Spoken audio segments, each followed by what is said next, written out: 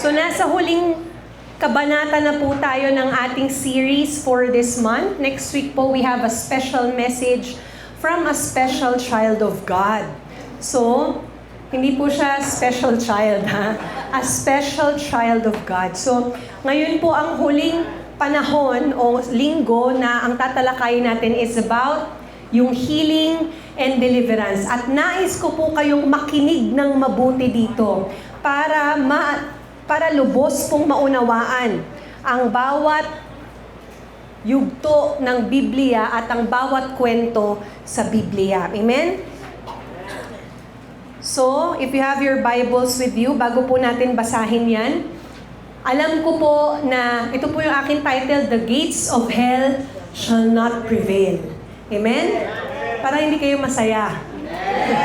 The Gates of Hell. Ibig sabihin, yung impyerno ay hindi mananaig. Ibig po sabihin, hindi ka makukuha ni Satanas.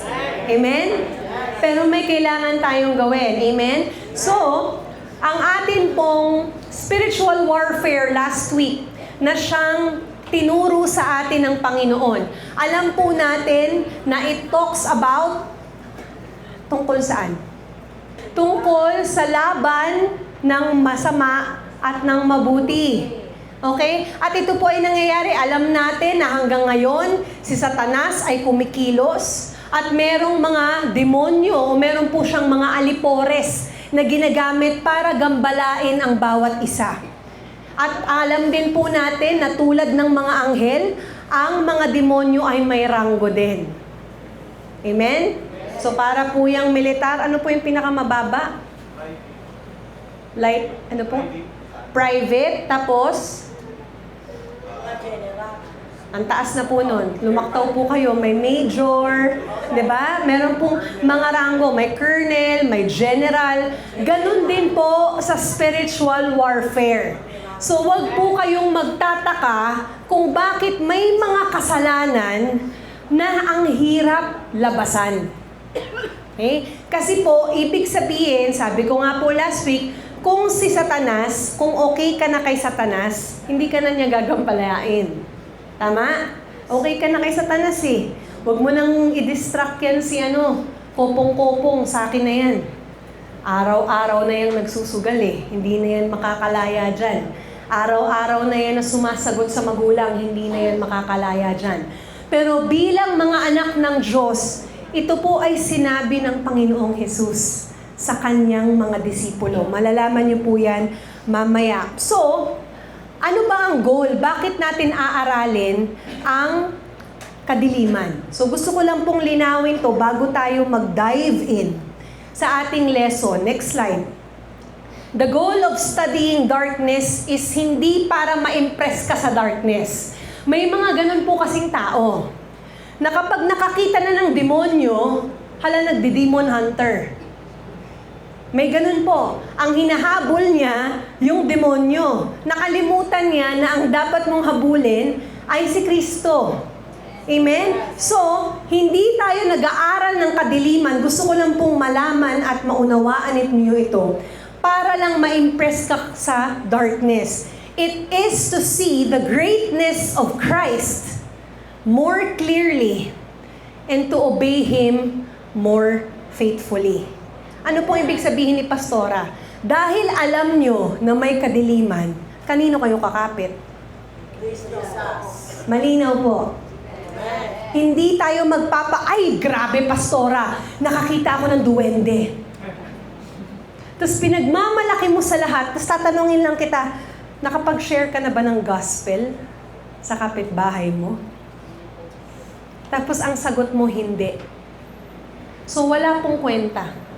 Kahit alam niyo po yung buong Biblia, kahit alam niyo lahat ng ranggo ng mga fallen angels, kahit alam niyo nakatapos kayo ng Bible school, even with the years in the ministry, kung hindi po tayo sumusunod sa Panginoon, it is useless.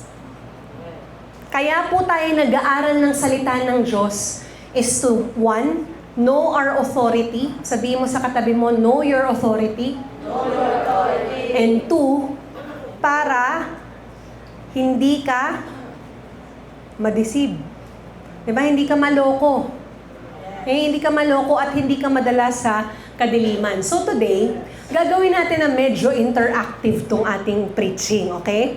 Pag narinig nyo ang salitang checkmate, kailangan sumigaw kayo ng sustain.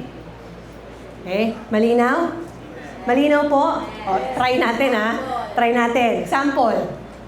Ang kaaway, lagi kanyang kino-corner hanggang masabi niyan, checkmate! Sustain! Yan. Kailangan masustain nyo yan ha. Hanggang dulo. Ha? Kailangan masustain. Because mamaya i-explain ko bakit pinapasigaw ko po yan sa inyo. So let's go to Luke 10. Sabi po dyan, para lang po malinaw ang sinasabi ng Panginoon, Luke 10 verses 17 to 20. When the 72 disciples returned. Ngayon nyo lang nalaman, may 72, no? Hindi lang 12. So ito na po yung nagpahayag na rin sila Peter. Yung unang 12, lumago na po ang kapatiran, okay? Kaya po nagkaroon ng 72. Baka po magulat kayo, mali yung Bible, dapat 12. Ha? Huwag po tayong bida-bida. 72 po nakalagay sa Bible. 72 disciples returned. They joyfully. So ang saya, Lord, grabe, you wouldn't believe this. Diba? Sabi doon, Lord, alam mo ba, nagpalayas kami ng demonyo. Listen, listen. Tapos lumayas, grabe. Ang astig. Nung sinabi ko, in Jesus' name, nakikita ko lumulutang yung yung demonyo. Diba? So tuwang-tuwa, proud na proud ang mga disipulo reporting back to Jesus na nakapagpalaya sila ng demonyo. Tingnan niyo po yung tugon ng Panginoon. Yeah, oo, totoo yan. Ako nga nakita ko si Satanas mula sa langit na hulog. Na parang kidlat. Okay? Tapos ano pong sinabi ng Panginoon? Tandaan nyo, binigyan ko kayo ng otoridad over all the power of the enemy. Ang sinasabi ng Panginoon, huwag ka na magtaka. Huwag ka na magtaka kasi binigay ko yan sa'yo eh. Ang sabi po dyan, you can walk among snakes and scorpions and crush them. Sino din ang takot sa ahas? Huwag po kayong umuwi sa bahay at nag-aahas hunting po kayo ha. I have the authority pala ha. May wisdom po sa lahat ng bagay. Hindi po kayo susugod katulad nung sinabi ko last week na dahil ginawa ni Jesus yung walking on water, hala sige, pumunta ka sa Santa Maria Bridge at nagsawsaw ka ng paa mo doon. Hindi po ganon ang ibig sabihin ng Panginoon. Bagkus, ang sabi niya, nothing will injure you. Okay? Ibig sabihin, kahit dumaan ka, para pong si Daniel, no? Alam niyo po yung si Daniel? Di ba, ang plano, ipakain siya sa lion. Alam niyo po ba kung ilang araw naka-fasting yung lions? 1 week. Sa pagkakaalam ko po. 1 week. Hindi pinakain ang mga leon. For the purpose, nakainin si Daniel. Pero nakita niyo po, nung pumasok si Daniel sa den of lions, naging pusa lahat ng leon. Diba? Bakit? Because Jesus was with Daniel. Amen? Hindi siya na-harm. Pastora, bakit ako? Diba? Bakit po ako nagka-leptopyrosis? Akala ko po ba, nothing will injure you. Sabi ko nga po, may wisdom. Okay? Bakit ka nagka-leptopyrosis? Alam mo namang may sugat ka. Alam mo namang masamang sumugod sa baha. Sumugod ka. Paano ka hindi magkakasakit? Nakuha niyo po? Kaya wag po tayong, sabi ko po sa inyo last week, wag niyong sisisihin ang Diyos sa mga bagay na tayo ang may kagagawan. Kasi po, dahil binigyan tayo ng otoridad ng Panginoon at dahil si Kristo ay nasa puso niyo, may karunungan. So, hindi ka pwedeng ma-checkmate. Humina. Isang puwersa po tayo dito ha. Kailangan lahat. Wala pong papampam ha, na, ay sila na lang sisigaw, nakakatamad. Diba? May iwan po kayo, yung barko nakalarga na, naiwan ka sa pier. Pero ang sabi ng Panginoon, but do not rejoice Huwag kang matuwa kapag nakakapagpalayas ka ng demonyo. Ang sabi dyan, ang dapat mong ikatuwa is kapag yung pangalan mo nasa aklat ng buhay. Anong sinasabi ng Panginoon dito? Yes, casting out demons, knowing about the demons is good. Maganda po yan, ang dami nating alam. Pero hindi yun ang kwento. Hindi po yun ang saysay ng buhay natin. Hindi tayo nag-aaral nito para lang sabihin mo sa kapitbahay, ay, ang dami kong alam. Alam mo ba, tinuro sa amin sa church na may mga Nephilim. Alam mo ba yun? Alam mo ba yun? Diba? Tapos ikaw, magbibida-bida po tayo na alam natin lahat, pero hindi naman tayo nakasunod. Paano kung ang pangalan mo ay wala sa aklat ng buhay? Hello? Kaya nga po, pag nagpapatanggap, sinasabi ko po yan, isulat niyo po, ulitin mo, isulat niyo po, ang aking pangalan sa aklat ng buhay. Diba? Kasi po, on the last day, merong ultimate attendance. At may libro po ang Lord. Ang tawag doon is the Book of Life. Pag wala ang pangalan mo doon, bye-bye. Hindi ka sa langit. Sa impyerno ka. Malinaw po ba? So, next slide. Hindi a gentle reminder po. Hindi problema ng kaaway kung curious ka sa dilim. Marami pong curious. Ang kinatatakutan niya kapag naging faithful ka kay Jesus. Okay? Hindi po, alam niyo po, ang demonyo, pag nakilala niyo siya, wala siyang pakialam doon. Mas matutuwa pa nga siya kasi pag curious tayo, ang mangyayari, uy, may mga duwende daw, totoo daw yung mga duwende. Tingnan mo nga, baka meron dito sa mga... Tapos yung mga nuno sa punso. Sino po dito yung mga naniwala doon, kahit noon? Bawal umihi. Kapag umihi ka, may mangyayari sa sa katawan mo. 'Di ba? Sino dito, yung bata ka pa o kahit ngayon, may nakikita na kakaiba? Kunyari, nakakakita ng white lady. Black lady. Hindi ko nga po alam bakit may black saka may white eh. Akala ko po noon mabait yung white eh. Ha? Sino dito ang hanggang ngayon ginagawa ang 40 days? Pagkatapos mamatay. Sino rin po dito? Tinitingnan ko po ang bawat isa kasi alam ko meron eh. Sino dito na hanggang ngayon pumupunta sa puntod ng namatay, nagdadala pa ng pagkain? Ang pinapadami niyo po, ipis. Ha? Nagdadala pa ng pagkain. Wag po kayong, baka sugurin niyo po ako dito. Tinuturo ko po ito because the enemy is a liar.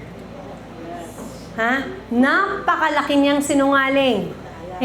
Mandaraya, mandurugas. Sino po dito yung hanggang ngayon, may nakikita yung kamag-anak na namatay? Taas ang kamay.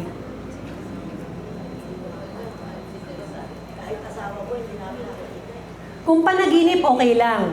Pero yung personal, habang nagse-celebrate ka ng marami po yan may pasyam. Bakit may pasyam? Bakit may 40? So may waiting shed. Okay. So sinasabi ko rin po sa inyo, walang purgatorio. Tandaan niyo po yung Hebrews 9:27. Wala po yan dyan sa slide. Ang sabi po doon, after death comes judgment. Sabihin mo sa katabi mo, walang waiting shed. Walang purgatorio. Hindi ka po lulutang na parang dumi sa earth na habang hindi ka po sasali sa spiritual warfare habang nag-aantay, makikilaban ka doon. Wala pong ganon. The Bible says, after death comes judgment. Bakit, Pastora, iba po ang time ni Lord sa time natin? Huwag niyo pong isipin na yung oras natin dito, same sa oras sa langit. Tandaan niyo po, God is time. God is time. At sabi po sa Bible, one day here, one day in the courts of heaven is 1,000 years dito sa earth. Tandaan niyo po yan na pag may nagsabi sa inyo na, grabe nakita ko yung kapatid ko na namatay. Saan? Saan? Bes, walang purgatorio. Wala. Ano po yun? Demonyo. Ang tawag po doon, familiar spirit. Okay? Pag sinabi mong familiar spirit, ibig sabihin, ginagaya niya yung kapamilya mo, hindi lang mo kapamilya, kakilala mo, para malito ka. Yan nga po yung sinasabi ko, na hindi problema ng demonyo kung curious ka sa dilim. Hindi ka po problemahin. Ang problema niya, kung tinayuan mo ang salita ng Diyos, kahit alam mo na yung tungkol sa mga demonyo. Amen? Tuloy po tayo. So ang tanong ko, bakit ka sumusunod sa Panginoon? Next slide. Are we becoming more obedient because of what we are learning? O sumusunod ka lang kay Lord kasi curious ka? Hello? Kasi minsan po ganun tayo. Kaya ka sumusunod, ay grabe gusto kong ma-experience si Pastora, yung tumatago sa pader. Gusto niyo po talaga? Gusto niyo po? Diba? Gusto kong ma-experience yung napapanood ko sa exorcism, yung umaakit sa bubong. Lord, promise, pag napinakitaan mo na ako ng ganon, okay na ako. Nakakita ka. Pastora! Tatawagin mo, hindi kita papansinin. May authority ka tawag-tawag ka dyan. Minsan po, mas malagaling pa tayong tumawag ng mali kaysa sa tama. Mas nire-respeto nyo pa nga yung nuno sa punso kaysa sa magbasa ng Bible. Hello? Mas pupuntahan nyo pa nga po yung albularyo kaysa sasabihin sa pangalan ni Jesus, malaya ka na. Hello? Tumatagos na po ba? Ayan, kailangan po tumagos. Pag hindi tumagos, ibig sabihin walang conviction. At baka sabihan ka ni Satanas na, checkmate! Ba't may nauuna? Alam na niya binabasa niya ata yung bibig ko Alert, alert. Humihina po ang sustain. Tingnan mo yung katabi mo, baka kinukuha na yan ng ibang espiritu. So, today po, meron tayong 5 movements na aaralin. Next slide. 5 po ito, and I want you to understand saan pa nanggaling yung demonyo. Kasi alam niyo po ba, hanggang ngayon, walang concrete evidence o wala sa Bible kung saan talaga sila nanggaling. Meron lang tayong limitadong kaalaman pagdating sa mga demonyo at yun po ang nais kong ituro sa inyo. So meron tayong 5 movements. Let the scripture lead the conversation. Rebellion has a repeating pattern. The cross changed the battlefield. The church takes ground by setting people free, and so we should watch without panic, obey without delay. So dun po tayo sa una. Ang sabi po dyan, movement number 1, next slide. Let the scripture lead the conversation. Ano ibig sabihin ni Pastora? Next slide. Pag binabasa niyo po yung Biblia, i-interpret niyo po siya according to the Bible, hindi according to you. Ang problema po ng mga Kristiyano ngayon, kaya po tayo nadideceive ng mga demonyo kasi nakabase tayo sa experience. So, ini-interpret natin yung Bible according sa gusto nating pagkakaunawa. For example, kasi naranasan ko, Pastora, na meron akong nakitang umaaligid na kaluluwa sa bahay. Patay na po yun Best friend ko po yun Tapos nakita ko siya, ibig sabihin, talaga naman, kalooban ng Lord na magkita kami. Kasi, hindi ka nagbabasa ng mabuti ng Bible Sabihin mo sa katabi mo, kaya ka na-checkmate. Hindi niya, to say! line! O, sabihin mo sa katabi mo, kaya ka na-checkmate? Kasi mali-mali yung basa mo ng Bible. Hindi lang mali-mali, hindi ka pa nagbabasa. Tingnan niyo po yung katabi mo, nagbabasa ka ba ng Bible? So, basahin niyo po ang Biblia according sa nakasulat sa Biblia. Pastora, di ba nagtuturo po tayo ng hermeneutics? Ibig sabihin yung context nung binabasa mo. Hindi ka pwedeng kumuha na I can do all things through Christ who strengthens me. Ito magandang halimbawa to. Saan niyo yan nakikita? Athletes. Okay? Ano pa? So work, sa kotse. Tanungin ko po kayo, anong ibig sabihin nun? But I rejoice in the Lord greatly. Sabi si Paul po ito ha. That now at the last, your care of me has flourished again. Wherein you were also careful. Pero, nakulangan kayo ng oportunidad para bisitahin ako. Tuloy po. Now that I speak in respect of want. Okay? Sabi po dyan, ngayon sasabihin ko sa inyo ang patungkol sa aking mga kagustuhan. For I have learned in whatsoever state I am, therewith to be content. Sabi ni Pablo, kahit anong estado ng buhay ko, natuto akong maging kontento. Kaya ang sabi niya, alam ko kung paano yung maghirap. Alam ko rin kung paano yung sagana. Okay? Sabi niya dyan, everywhere and in all these things, in-instructan ako, tinuruan ako ng Panginoon to be full and to be hungry. So alam ko yung taggutom, alam ko rin yung sagana sa pagkain. Both to abound and to suffer. Ibig sabihin, both na maging successful at kapag naghihirap na sa buhay. Tapos sinabi ni Paul, yung famous line, next slide, I can do all things through Christ who gives me strength. So ano ang tamang interpretation? Kahit anong hirap, kakayanin ko. Kasi, tinuruan ako ni Lord. Amen? So, wag niyong gagamitin yung I can do all things kasi may pangarap ka. Paano kung hindi yan kalooban ng Lord, sasabihin mo, I can do all things through Christ who strengthen me. Lord, bigyan mo ko ng lakas mangopya. Siyempre, hindi pwede yun. I can do all things who strengthens me. Lord, bigyan mo ko ng favor sa casino. Sa Lucky 777. Diba? Hindi po ganun. Ang sinasabi po dyan ni Pablo, natuto ako na kahit anong sitwasyon ng buhay ko, kaya kong tumayo dahil pinapalakas ako ng Panginoon. Amen? So, next po, doon sa kailangan alam mo ang salita ng Diyos, ito po, hold conviction and humility together. Okay? Hindi pwede na alam mo lang convicted ka pero wala kang humility.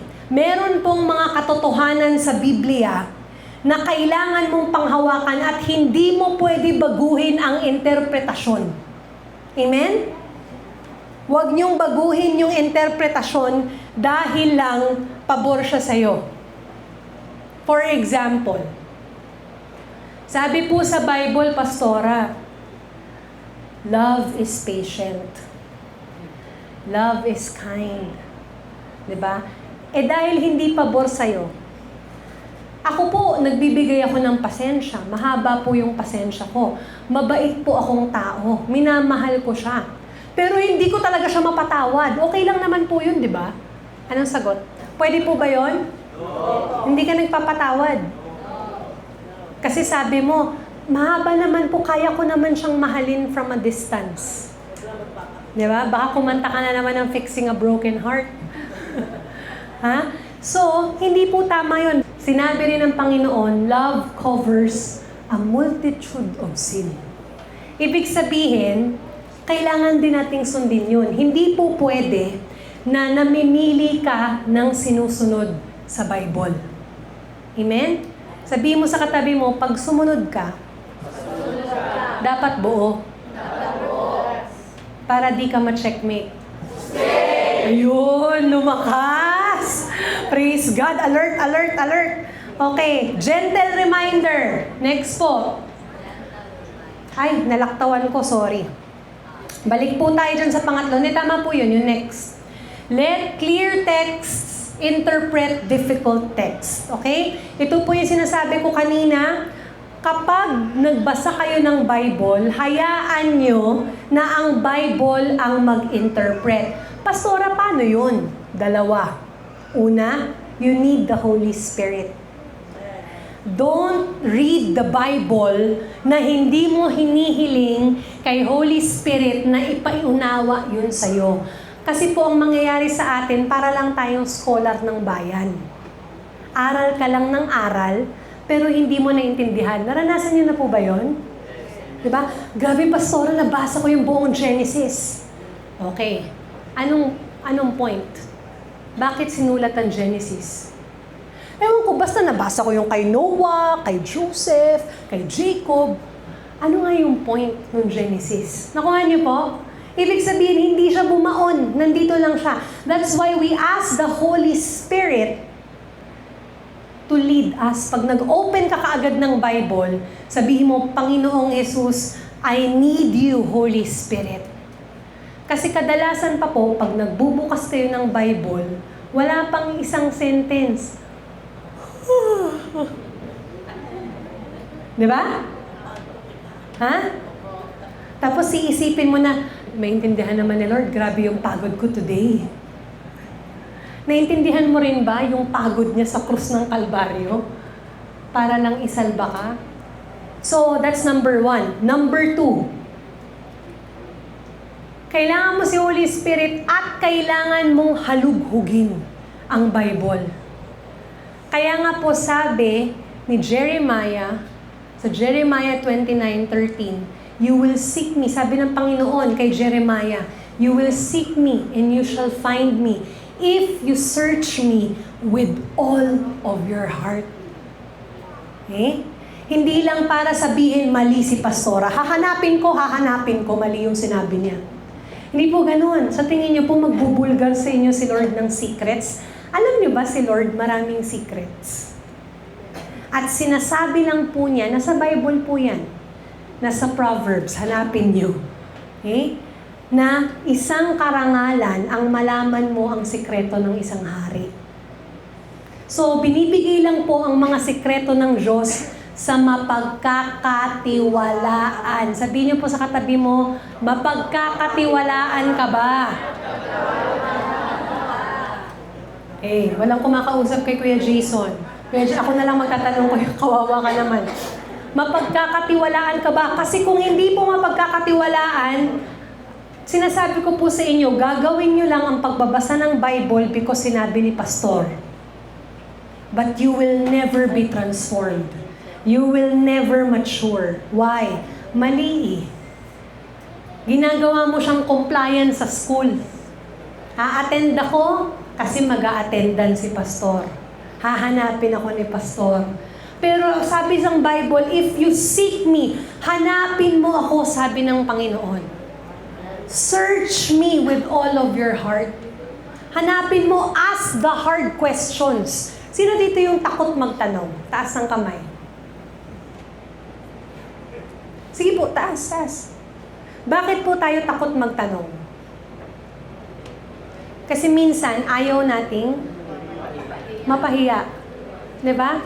So, tungkol na naman sa atin ang kwento. Hindi tungkol kay Lord.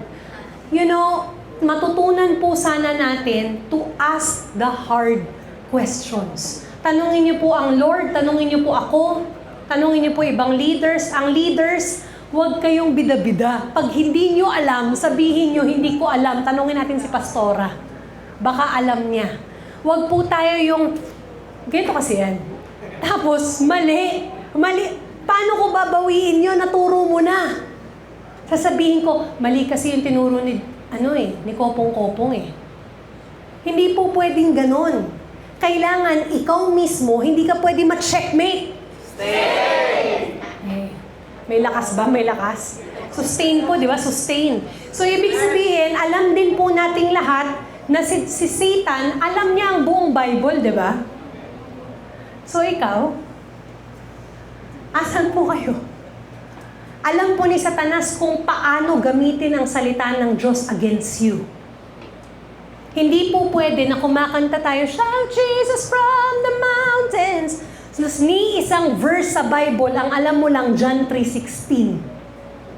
Tapos magtataka ka, bakit ka binabangungot? Bakit nagpapakita sa iyo yung mga duwende o kaya yung mga black lady? Bakit hindi ka makausad sa buhay na mahirap? Bakit hindi ka lumalago? Ask the Lord why. Sasagutin ka ng Panginoon, because you don't know me. You are not reading my word. Parang every Sunday po, sinasabi po yan ng mga preacher, magbasa ka ng Bible. Bakit ba mas tinatamad ka pang magbasa kaysa sa magluto? Bakit mas gusto pa nating manood ng Netflix kaysa magbasa ng Bible? Binge watch ka. Matapos ko lang. Lord, tapusin ko lang to please. Tapos after nung isang episode, Lord, isa na lang talaga. Isa na lang. Di ba? Mas ginugusto pa natin gawin ng ibang bagay before we read the Word of God. Pwede ko po ba kayong hamunin? Para hindi kayo ma-checkmate. Stay! Every morning, 1 chapter a day. Madali lang yun. 1 chapter. Pastora, saan ka magsimula? Sa Revelation? Medyo ka lang. Baka matakot ka bigla. Simula ka sa John. John, the book of John. After mo ng John, balik ka dun sa Gospels. Matthew, Mark, Luke. Tapos mo na si John, talon ka sa Acts. Pagkatapos mo ng Acts, huwag kang bida-bida. Didiretso ka ng Romans, hindi mo maiintindihan. Unawain mo muna yung galaw ng Holy Spirit, balik ka sa Genesis. Yung mga bata po dito, si Kuya Ethan ba yun? Pastora, kabisado ko na yung books of the Bible, yung Old Testament. Tingnan natin. Pag natalo po kayo ni Ethan, naku po, nakakahiya. Nakakahiya. Diba? Ang young wives, pinapakabisado rin ni Ate Aisa, diba? Genesis, Exodus, Leviticus, Numbers, Deuteronomy. Kala mo, ang galing mo na eh. Anong sunod? Joshua, Judges, Ruth.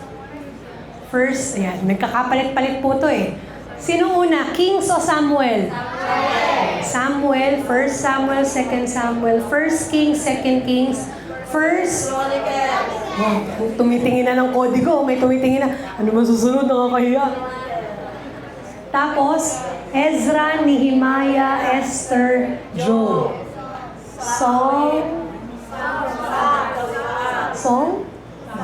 Psalms and Proverbs. Ecclesiastes, Song of Solomon. Major prophets, Isaiah, Jeremiah. Ayaw niyo po na Lamentations, no? Lamentations, Ezekiel, Daniel. Tapos, mayayabang na. Oo. Hosea, Joel, Amos, Obadiah. Tapos, Jonah, Micah, Nahum, Habakuk. Anong sunod? Ay, mayabang talaga. Zephaniah, Haggai, Zechariah, Malakay. Ayan. Pero wala na po kayong kape kasi nakailang quiz po tayo, hindi nyo na po perfect eh. May binigay po akong kanta noon. Pang Sunday school yun, sinend ko po sa GC natin para makabisado niyo yung books of the Bible. Okay? Tuloy tayo. Matthew, Mark, Luke, John, Acts, Romans, Corinthians. Hindi, kumpletuhin niyo po. 1 Corinthians, 2 Corinthians, Galatians. Ayan, yan po ang technique ha. Pag umabot kayo sa chance, puro chance na yon.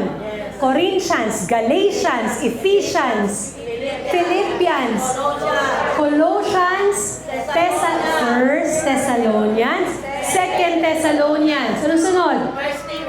Aba, mayabang talaga yung side na to, ha? 1 Timothy, 2 Timothy. Naku, nakalimutan na. Ano? Titus, Philemon, Hebrews, James, 1 Peter, 2 Peter, 1 John, 2 John, 3 John, Jude, Revelation. Okay? Ang Jude po, walang chapter kasi isa lang siya. Ha? So, baka po kasi gumawa kayo ng 1 Jude, 2 Jude. Okay? So, kailangan po alam na alam ninyo ang salita ng Diyos. Kapag kailangan... Okay, mamaya na po tayo mag-compete.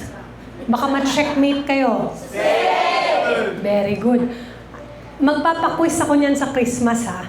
Sa Christmas party natin. Ha? Meron talagang magandang prize ang scholar ng Bible. Pagkabisado nyo na ikaw lang mag-isa, yon, na walang mali kahit isa. Meron kayong magandang, pakinote yun na baka ako makalimot. Meron kayong magandang Bible from me. Ha? Para lalo mong makabisado. Ha? So, kailangan po alam natin ang Biblia. Kunin nyo ang interpretasyon mula sa buong Bible. Hindi pili-pili lang. Okay? Ito po, sinasabi ko po ito sa inyo para hindi ka ma-deceive. Sabihin mo sa katabi mo, hindi ka dapat naloloko. At hindi ka rin nagpapaloko. Your weapon is the Word of God. Tandaan niyo po, mamaya babanggitin ko yan sa Ephesians 6, the sword of the Spirit, which is the Word of God. So the only thing na makakapuksa, makakatayo ka with authority at masasaksak mo ang demonyo in the Spirit is through the Word of God. Kasi yun ang sword of the Spirit. So tingnan mo yung katabi mo, nakikita mo ba kung gaano kalaki yung sword niyan? Baka, sword. Baka nga nandun ka pa lang sa S. Kasi hindi ka nagbabasa eh. So doon ka lang, wala kang sword. Imagine mo, ang kaharap mo, strong man, tapos ikaw, ang dala mo, army knife. Kasi nga, ang liit ng sword mo, hindi ka nagbabasa. So next po, a gentle reminder. Yung curiosity niyo po sa kadiliman should make us humble, not careless. Tandaan niyo po yan, ha? Sabi po niya, Pastora, di ba meron tinatawag na Book of Enoch?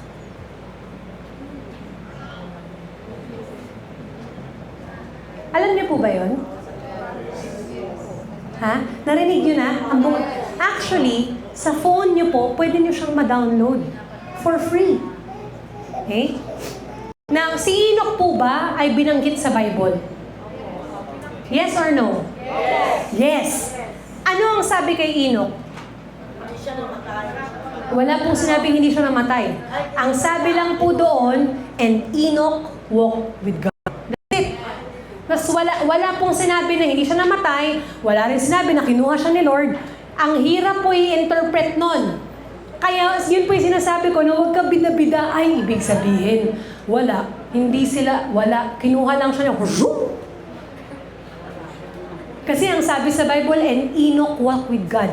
Until now po, walang nakakaalam. So church, is it okay that you do not understand everything? Yes!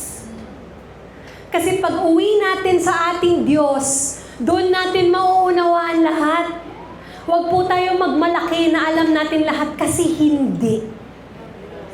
Hindi po talaga. Kahit po yung pinakamatagal sa ministry, marami pa rin pong misteryo ang Biblia. So, ang Book of Enoch, ang nakasulat po doon is, bibigyan ko po kayo ng trivia. Alam niyo po yung Avengers? Totoo ba? Hindi niyo alam? Avengers. Superman. Kilala niyo si Superman. Justice League. Kilala niyo? O, ito, paborito ko, X-Men. Kilala niyo po? X-Men. Okay. Ano yung common doon sa mga sinabi ko? Meron silang superpowers. Superpowers. They are human, may tawag po dun superhuman. Ibig sabihin, sila po ay mga tao na mutant. Ibig sabihin, may angking kakayanan na kapangyarihan. Alam niyo po ba kung saan nakuha yung ideya na yon? Sa Book of Enoch. Kasi ang Book of Enoch, ang diniscuss po doon ay yung panahon nung Genesis 6. Yung may mga higante, may mga demonyo kuno na nakipagsiping sa mga tao at nabuo yung mga superhuman. The problem is, hindi siya sinama sa Bible. Ikaw, curious ka, uy, talaga ba? Talagang gundun ka, ay, dun pala yung roots ng Avengers, mabasa nga. Alam niyo po, binasa ko po yun. Wala pa po ako sa pangatlong chapter. Binibisita po ako ng demonyo every single night. Ibig sabihin, may nakapasok na strongman. Alam niyo po ba yung tsura ng strongman? Wala po siyang muscle-muscle Kasi baka sabihin niyo may muscle-muscle. During my time, na ako pa po ay single, actually, magkakilala na kami ni David. Naka-dormitory lang po ako. Wala po akong sariling bahay. Yung ka-roommate ko po, umalis siya. May ginagawa akong kababalaghan. Diba? Kung ano-anong pinapanood ko, may kasalanan ng buhay. Isang gabi, tulog po ako, bigla akong nagising. Doon sa kama, nung ka-roommate ko, bukas po yung mata ko Hindi po ito panaginip. Totoo ito. May nakaupo na malaanino lang. Super laki. Nakaupo lang po siya dun sa table. Sa kama nung roommate ko. The problem is, hindi na ako makagalaw. Tapos sasabihin ko na yung wala. Hindi ko masabi yung in Jesus name. Yung isip ko, nagtatangs na. Pero yung strongman na to, tumayo po sa kinalalagyan niya. Tapos, lumapit po siya sa akin. Alam niyo po yung, sino nanood dito ng Stranger Things? I-cast out natin yan mamaya, Yung mga alien, yung mga UFO, lahat po yan demonyo. Mga nagpapanggap lang yan na totoo para maloko ka. Para ma-checkmate ka. Yung tatay ko po mahilig maghanap-hanap ng ng alien. Opo, yung tatay ko po, sabi niya, alam mo ba, meron talagang UFO. Merong secret ang Amerika. Yung Area 51. Numbers? Area 51. Sabi nila, dun daw tinitest lahat ng mga nakaka-capture nilang alien. The problem is, totoo mang merong nilalang na ganon. Hindi po yan alien. Demonyo po yun. Na nagpapanggap na maging alien. Bakit po? Ang demonyo, namin niyo ba napansin? Gusto nila lagi may katawan. Napansin niyo po ba? Ang mga anghel, wala po silang, okay lang sa kanila walang katawan. Kasi create sila na ganon. Pero ang demonyo, laging naghahanap ng katawan. Hindi niyo po ba napansin? Lagi siyang naghahanap ng mapapasukan. Bakit? Kasi naiinggit po siya sa tao. Ganon po si Satanas. Kaya nga siya nagrebelde Kasi naiinggit siya na ang pinakamahal ng Diyos ay ikaw at hindi siya. Naunawaan niyo po? Kaya wag po kayong padadala, nakikita nyo kahit yan pa ay documented, whatever, wag po kayong magpapacheckmate. Ito nga po, your curiosity should make you humble, not careless. Wag po tayong uto-uto. So balik ako dun sa strongman, lumapit po siya sa akin, alam niyo po, sinakal niya ako with his hands. Tapos yung mata ko po, as in dilat na, tapos sabi ko, nasigaw ko po yung in Jesus name. Tapos nagising po ako, umaga na pala. Pero doon sa kaganapan na yon, parang mga 1 a.m. pa lang. Pero pagka sabi ko in Jesus name, 7:00 na pala ng umaga. Alam niyo po, pagtingin ko sa liig ko, meron po akong mga marka ng kamay. Tapos, hindi kayo naniniwala sa demonyo? Tapos, ayaw niyo magbasa ng Bible? Alam niyo po, nirebuke po ako ni God. Ang sabi niya sa akin, you have been attacked because you desire to know, mas gusto mo pang alamin ang kadiliman kaysa sa akin. Bakit? Diba? Yung mga naglalaro po ngayon na pumapatay, diba? Lubog na lubog sila. Ano kayong mangyayari? Ano kayong mangyayari pag susundin ko lahat ng command sa Roblox? Ano yung ending? May mapapatay siyang mga tao. Diba utos daw po yun? Hindi ko po alam yung Roblox, pero ayun po ang sinasabi, inuutusan, parang task, mission. May mission. Di ba ang Panginoon din, may mission sa atin? Yes. Go and make disciples. Yes. Kaya, wag po kayo nagpapaloko kay Satanas kasi nangongopya po yan. Kinokopya lang niya lahat. Okay? Number 2 po, rebellion has a repeating pattern. So makikita niyo po sa buong Bible, especially in the Old Testament, the reason why nakakapasok ang kaaway is because of ano po? Rebellion. So, mabilisan po nating daanan yung tatlong ito. Una, in the Garden of Eden. Okay? Ang ginagawa ng rebellion, yung sinisindihan niya yung pride mo. Okay? At kini-question niya yung kabutihan ng Diyos. Tanong, nung ginawa si Eva at Adan, kulang ba sila? Ulitin ko, nung ginawa ba si Eva at Adan, may kulang ba sa kanila? So bakit question ang utos ng Diyos? Naunawaan niyo po? Parang tao lang po yan. Tayo. 'Di ba? Alam mong mabuti si Lord, alam mong hindi ka pinabayaan, bakit ka nagagalit kay Lord? We question the authority of God over us. Kaya po tayo nagkakasala. In Genesis chapter 3, basahin ko po ito. The serpent was the shrewdest of all. Ibig sabihin, tuso. Sabi mo sa katabi mo, tuso yung kalaban. The wild animals the Lord God had made. Okay, anong sabi dyan? Serpent. Huwag kayong mag-imbento ng mga hayop. Pero ang closest to this is a snake.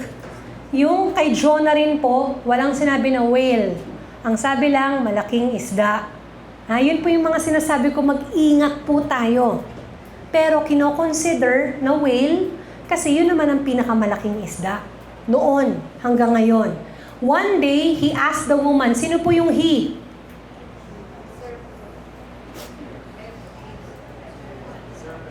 Hello, church. The serpent, si Satanas. Tinanong daw niya yung babae. Sino yung babae? Si Eva. Ano yung tanong ni Satan? Sabi ko sa inyo, kabisado ni Satan yung word of God eh. Sabi niya,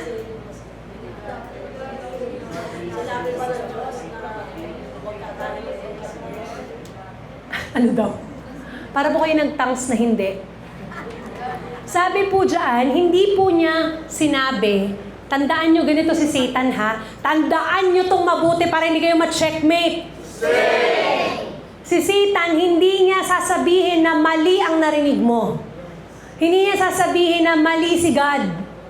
Hindi niya sasabihin na mas magaling ako. Ke-questionin niya yung mismong sinabi sa'yo ng Lord. Hello? Sinabi ng Lord na pagpapalain ka. Ikaw, pagpapalain ba talaga ako ng Lord? Naunawaan niyo po? Sinabi ng Lord, hindi kita iiwan kahit anong mangyari. Hindi na ako mahal ng Diyos. Nakita niyo po, kaya ang sabi sa serpent, tuso. Anong sabi ng ahas? Sinabi ba talaga? Hindi niya sinabi na, sinabi ba ni Lord na ganito, ganyan, ganyan? Hindi. Ang sabi niya, sinabi ba talaga? Parang kini-question ni Satan kay Eva na wala nung oras na sinabi yan kasi wala pa po si Eva nun. Ang nandun pa lang po Si Adam. Kaya hindi ba kayo nagtataka, bakit ang nilapitan ni Satanas yung babae? At wag niyo po kaming sisisihin. Ha? Bakit ang nilapitan ng ahas yung babae? Because nung inutos ng Lord na wag kayo, pwede niyong kainin lahat, wag lang yung puno, yung bunga ng puno ng the tree of knowledge. 'Di ba? So, si Eva, wala pa doon, wala pa sa picture. Ang nakarinig ng utos, si Adan. Malinaw po ba? Malinaw po para hindi kayo malito. Ngayon, nung nandyan na, hinugot na ang babae sa tadyang. Nung dumating si Eva, pasa message lang, wife. Sabi ni God, pwede mo kainin lahat. Basta wag lang yan Nakuha niyo po? Pasa message. Pero si Eve, wala siyang direct relationship sa Panginoon. Hello? Walang intimacy. Nagsusustain ka mag-isa. Wala ko sinabi. Naunawaan niyo po ano nangyari sa Garden of Eden. Kailangan maintindihan niyo po ito para hindi kayo nalilito. Si Eva, wala siya nun. So, nung pinasa sa kanya yung message, wala siyang na-establish na relasyon pa sa Panginoon. Ano ang mali ni Adan? Ano yung after nito? Nilapitan ni Eva si Adan. Tama? Siya, na uto-uto, inuto pa yung asawa niya. Nakuha niyo po? Ano ang mali ni Adan? Sumunod sa asawa. Kaya huwag kayong susunod ng basta-basta sa asawa niyo. Baka mali na yung tinuturo. Diba? Kahapon lang, nirebuke ako ng asawa ko kasi sabi niya, huwag ka kasi mag-judge ka agad. Kasi sa simpleng inumin, nahusgahan ko siya. Diba? So, okay lang po yun. Okay lang na napapagalitan tayo. Wag po, minsan po kasi ang babae, bida-bida talaga. So, si Eva, doon lang niya narinig kay Adam. Kaya po, ang naisip ng demonyo, ito, hindi to OG. Wala siya sa original plan. Wala siya dun sa original na pagkakasabi. Hindi niya naiintindihan. So, ang sabi ni Satanas, talaga bang sinabi ng Diyos sa'yo? Tapos ang question ni Satanas, hindi niya sinabi na talaga bang hindi ka pwede kumain sa puno na yan? Hindi. Nilito niya si Eva. Ang sabi niya dito, talaga bang sinabi ng Lord na hindi ka pwedeng kumain ng kahit anong bunga dyan? Nakita niyo po ang kaaway? Sumagot si Eva. Next slide. Sabi ni Eva, of course, pwede namin kainin ang mga bunga sa lahat ng puno dito sa hardin. Pero, wag lang yung bunga ng puno na nasa gitna ng hardin. Sabi ng Panginoon, hindi daw namin pwede kainin yan. At hindi daw namin pwedeng hawakan. Kasi pag hinawakan namin yan, mamamatay kami. Tingnan mo ang kinote niya, God said. Hindi nga niya sinabi na sabi ni Adam. Diba? Ang sabi niya, sinabi ni God. Kasi po, si Adam, si Lord ang nagsabi kay Adam, kaya nirespeto niya yun. God said, you must not eat it or even touch it. If you do, you will die. Anong sagot ni Taning? Hindi ka mamamatay? Ikaw naman, uto-uto. Di ba? Hindi ka mamamatay. Alam kasi ng Diyos, tandaan mo alam kasi ng Diyos na mabubuksan ang iyong mga mata sa katotohanan. Yun ang ginamit ni Satanas. Mabubuksan ang iyong mga mata sa katotohanan. And you will be like God. You will know good and evil. Bakit malakas ang loob ni Satan sabihin yun? Ha? Kaya niyo yan. Bakit malakas si Satan sabihin yun kay Eva? Ano po? Isipin niyo mabuti. Aside from kilala niya si God, kasi anong manginasal? Gutom na kayo? Ano na? Ganon siya. Totoo naman po. Kasi nauna siya kay Eva. Hello? Di ba pag ikaw, bagong pasok ka sa school, transfer ka, sinong tatanungin mo? Di ba yung nauna doon? So sa isip ni Eva, may point. Kasi nauna siya sa akin eh. Nagets niyo po? May point siya. I believe. So, ang sagot ni Satan, checkmate. Nakuha niyo na. Sabihin mo sa katabi mo, huwag mong ulitin yung mali ni Eva. Ha? Sabi po dyan, no? Ayan na yung clue. The woman was convinced. Di ba minsan tayo, may point. Pero hindi mo inalam. Hindi siya tumakbo sa asawa niya. Hoy, may kumakausap sa aking serpent. Hindi. Sinulo niya. May point. Therefore, I conclude. Dahil nauna siya sa akin, I believe. Okay. Si Satan, checkmate! At alam na natin yung kwento. Nakapasok ang kasalanan. Imagine niyo po, kung walang kasalanan, ang saya siguro nating lahat. Walang korupsyon, walang paghihirap, walang umiiyak. Ang ganda lahat, walang SM, walang Ayala. Lahat lang parang Philippine Arena. May nagsabi pa nga po sa akin yung Philippine Arena daw, yung UFO daw yan. Kasi nga, di ba? Yung itsura niya. Sabi daw, nagpapanggap daw yan ng tao. Pero spaceship daw yan ng alien. Yung Philippine Arena, stadium. Sabi ko, totoo man yan o hindi, hindi mo na kailangan alamin yon. Baka buong buhay mo, ay, sabi ni Pastora, oo nga, no, i-research ko nga. Naubos yung buhay mo sa kaka-research kung UFO ba ang Philippine Arena Stadium kaysa sa hanapin si God. Yan po ang nangyari kay Eva, na humaling siya doon sa serpent. Merong tantalizing eyes, may sparkle. Parang sinabi ni Satan, I can show you the world. Diba? Kaya yung mga Disney movies, ayan na, lagot. Satanic po yan. Tingnan niyo yung lyrics. A whole new world.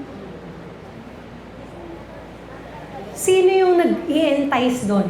Si Satanas. Pag binibigyan kita ng mundo kapag sakit ka sumanib. Pag inaral niyo pong mabuti ang Disney, kasi nag-aral po ako ng demonology, the study of demons, mahilig po sila mag-subtle message, yung nakatago. Pero ang doktrina galing sa demonyo. Nakuha niyo po? Ano pa? Ano pa yung mga paborito niyong Disney? Ito. The cold doesn't bother me anyway. Anong tinuturo nun sa kabataan? Wala akong pake. Buhay ko to. Hello? Hindi niyo po ba naiintindihan? Diba? Yan po ang tinuturo ng mga Disney movies. Hindi lang halata ikaw, ay, ang ganda ni Elsa. Ay, may Moana na ulit. Na sine na. Tao na talaga siya, hindi siya cartoons. Diba? Uy, si Spider-Man. Now, I'm not saying, hindi ko po ugali ng pagbabawalan ka manood. Pero be sure na you are discernful. Be sure na alam mo ang Word of God. Na hindi ka madadala sa pinanood mo. Hindi ka maniniwala kay Spider-Man kasi sinabi niya na the greatest enemy is yourself. Though totoo yun, but you will not worship Spider-Man. Pupunuin niyo yung bahay niyo ng Hindi spider. Yung bahay. Sapot. Di ba po pag November, sino po dito yung nagde-decor ng bahay ng Halloween? Marerebuke talaga kayo ng di oras eh. Naglalagay ng mga sapot-sapot. Ha? Bumibili pa ng yung tawag, Jack-o'-lantern. Yung pumpkin, Jack-o'-lantern. Ayaw niya ng Jack-o'-lantern. Alam niyo po ba yung history nun? O hindi niyo alam, i-research niyo. Kasi demonyo yun. Sino mahilig doon na ngayon po, ang Halloween, hindi na siya nakakatakot eh. Anong ginagawa? Cosplay. Isusuot mo, gagayahin mo yung paborito mong character, hindi lang anime, pati yung mga Disney or basta paborito mo. Tapos magpapanggap ka na ganun. Bakit po? Si Satanas po tinutone down niya yung Halloween para maraming gumaya. Ang mga artista nga po may mga ball pa for that. Di ba? May ginagawa silang mga events para lang dyan, pagandahan ng costume. Pag sa opisina po ninyo, titingnan kita. May mga ganong event, do your best na hindi kayo umattend. Because every single time na papasok ka doon, nag-o-open ka ng portal sa buhay mo. Kasi po minsan, alam ko po yan kasi sa corporate, nire-require attend ka ng party na Halloween party. Bakit? Bakit isi-celebrate natin si Satanas? Hindi ako papayag. Kaya wag po kayong ganun. Wag din po kayo bibili ng mga pangil ng mga vampira. Sino dito pinanood ang Twilight. Twilight. Na pagkatapos mong manood ng Twilight, gusto mo nang makapangasawa ng vampira. Kasi hindi tumatanda. Diba? At that moment, their eyes were opened. At yan po yung pumasok yung kasalanan, pumasok din ang guilt and shame and nakedness. So, gumawa sila ng temporary na damit gamit ang mga halaman. Okay? So, yan po yung sinasabi ko, next slide, na merong serpent, ang temptation, dumadating yan to question your free will, to test your free will. At papasok ng itong pangatlo, kung bibigay ka sa temptasyon. Magpapa-checkmate ka ba? Wala na laban to. Wala na. Ito na yung lumalakas. Ha? Magpapa-checkmate ka ba? Siyempre hindi. Dapat masustain. Baka may sumigaw ng checkmate kasi binaliktad ko. Ha? Kailangan magpa-sustain po tayo sa Panginoon. So yun yung unang rebellion. Yung pangalawang rebellion, ito po yung nangyari. Ito yung rebellion na bida-bida ka. Nakalagay, bawal tumawid, nakamamatay. Ikaw, ayan lang yung overpass. Hindi mo man lang naisip na exercise ito. Di ba? Konting lakad lang. Hala, sige, ikaw talaga. Tumawid ka, dun talaga sa katapat na bawal tumawid. May sinabi ba, no to loading and unloading. Ang mga jeep, hala dun talaga nag-load and unload. Sinabi po sa turo, alam niyo po yung turo, maliit yung daan, di ba? No parking. Magugulat ka, sunod-sunod. Yung nakapark, lalo na pag may simba. Ano yun? Privileged. Pwede pag sila, pag kami hindi. Pero that is rebellion. Ang rebellion po, hindi kailangan lumayas ka ng bahay para mangyari. Rebellion could be as simple as hindi ka sumunod sa sinabi sa iyo ng Diyos. Rebellion is as simple as hindi ka nakinig sa pastor mo. Nagre-rebelde ka na. Bakit? You're crossing the boundaries na si Lord ang naglagay sa buhay mo. Bakit naglalagay si Lord ng boundaries?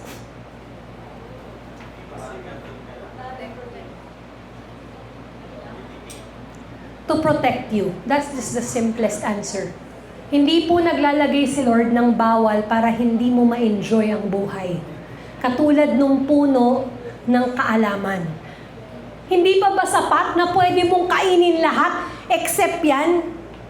At talaga naman, di ba si Satan ganon? Hindi pa ba sapat na ikaw ang worship leader ng langit at kailangan maging Diyos ka din?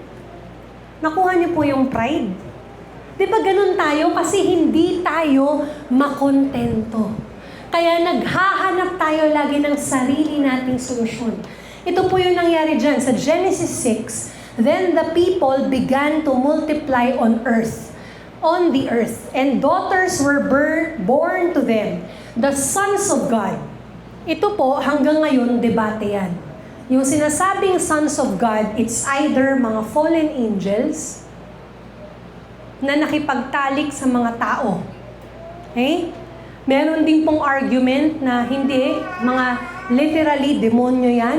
Meron din pong argument na hindi, talagang literal yan na mga anak ng Diyos. Hanggang ngayon po, dinedebate yan. But that is not the important thing.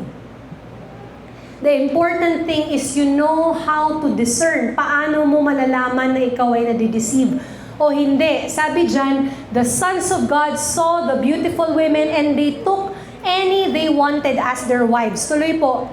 Then the Lord said, my spirit will not put up with humans for such a long time, for they are only mortal flesh. In the future, their normal lifespan will be no more than 120 years. Dahil nagalit ang Panginoon. Kaya si Moses, namatay siya at 120 years old. Next po, in those days and some 4 time after, giant Nephilites. Ito po yon, other translation, Nephilim. Ang sabi po nila, ang Nephilim ay mga higante. Hindi po ba kayo nagtataka bakit may mga higante? Hanggang ngayon, meron, di ba? Yung mga basketball player, yung beyond the normal size. Di ba? Si Yao Ming, tama ba? Tama ba? Basketballista. Si Shaquille O'Neal. Mga higante po. Pero these giants, they are beyond that. Naalala niyo si Goliath? Ito po ang pamilya niya. Nephilites. Ang sabi po nila, yan ay bunga ng kasalanan na ang mga demonyo ay nakipagtalik sa fallen angels, nakipagtalik sa mga tao. But wala pong sinabi ang Bible sa ganon. So huwag kayong nag-e-explain sa mga tao na, alam mo ba, na ang Nephilite o ang Nephilim, na para kang si Kuya Kim, wala pong proof dyan. Kaya ako sinabi sa inyo kanina, huwag kang lalabas sa Bible. Just because you think you know, but you do not know. Baka ma-checkmate ka. So, sabi po dyan, for whenever the sons of God had intercourse, nakipagtalik with women, nanganak daw sila ng mga heroes and famous warriors of ancient times. Alam nyo na bakit may lumabas na Book of Enoch? Kasi binanggit dito, may heroes daw. May mga warriors daw. Ang problema, the Book of Enoch did not pass the rules of the scholars. Wala nga dun tungkol kay Jesus eh. Tungkol lang sa mga demonyo. Okay, next po. Ito po yung ikatlong rebellion. The Tower of Babel. Okay, alam na alam nyo yan. Because human ambition, yung desire daw ng puso natin, kapag hindi siya nakatuon sa gusto ng Diyos, gumagawa tayo ng paraan ng mga desisyon na hindi kasama si God. Basahin natin. At one time, all the people of the world spoke the same language. So alam niyo po yan. Dahil sila ang united, isa lang ang lingwahe, sabi nila, what if puntahan natin si God? Diba? Naalala niyo po yung kwento? Akala niyo po hindi totoo yan? Totoo yan. So nakakita sila ng isang land na ang tawag ay Babylonia. Alam niyo po yung Babylon, di ba? Lunggayan ng kasalanan. Later on, ngayon, nung time na yan, hindi pa. And they settled there. Next po. At sabi doon, tara, magtayo tayo ng super tower. Tayo tayo ng super tower at abutin natin si God, puntahan natin si God. So yun yung goal, para maabot nila ang Diyos. So, tumugon po Ang mga tao, sabi dyan, then they said, come, let's build a great city for... Para kanino? Oh, dyan kayo na-checkmate eh. Kapag gumagawa kayo ng sarili niyong plano, hindi niyo sinasama si Lord. That's rebellion. Naunawaan niyo po? Ayan o, may pinagkaiba ba today? Wala nga lang tayong tinayo na malaking tower. Pero yung mga desisyon natin sa buhay, that's what we're building. If we are making decisions na hindi naaayon sa kalooban ng Diyos, ang sabi ng Lord sa'yo, manatili ka sa Pilipinas, hala sige, umalis ka talaga ng bansa. Hindi, pastora, magtatayo naman ako doon ng ministry. Hala sige, para naman to kay Lord, hala sige. Tapos maiiyak ka, hindi nag-prosper. Kasi hindi siya kalooban ng Lord. Church, the greatest, ito lagi ko po itong sinasabi, not greatest, the safest place you will ever be is in the center of God's will. Gusto mo, safe yung buhay mo, huwag kang lalabas sa kalooban ng Diyos. You will be safe. That's a promise. Not from me, from the Bible. Pastora, paano pag nagkasala ako? Okay lang, balik lang. There is a chance. The fact na buhay ka pa, binibigyan ka ng pagkakataon. Kaya wag mong sayangin ang pagkakataon. Amen? Kasi binibigay po yan ni Lord para makalapit tayo sa Kanya.